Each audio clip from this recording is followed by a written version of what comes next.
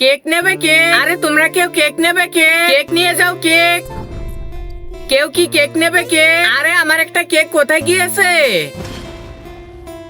আরে দিদি তুমি কেক এভাবে খাইতেছো কেন?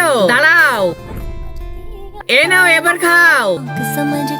সেদিন তো আমার সাথে সুবর্ণার কাছে যখন পিপাসে কেক বিক্রি করতে আসবে তখনই আমি কেলে বানানো কেকটা খাইয়ে দেব আর সুবর্ণা মারা যাবে।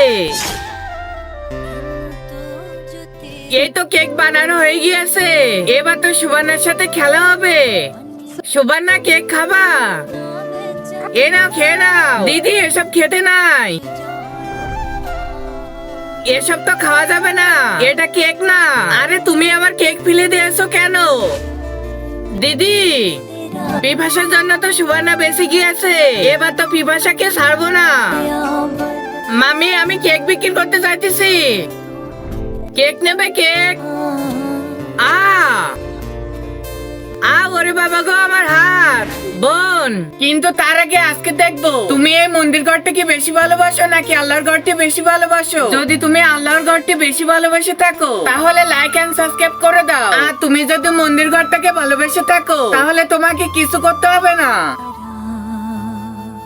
আজকে তোমার এইসব বিক্রি করার কোনো প্রয়োজন নাই। এই নাও পয়সা। থ্যাংক ইউ দিদি।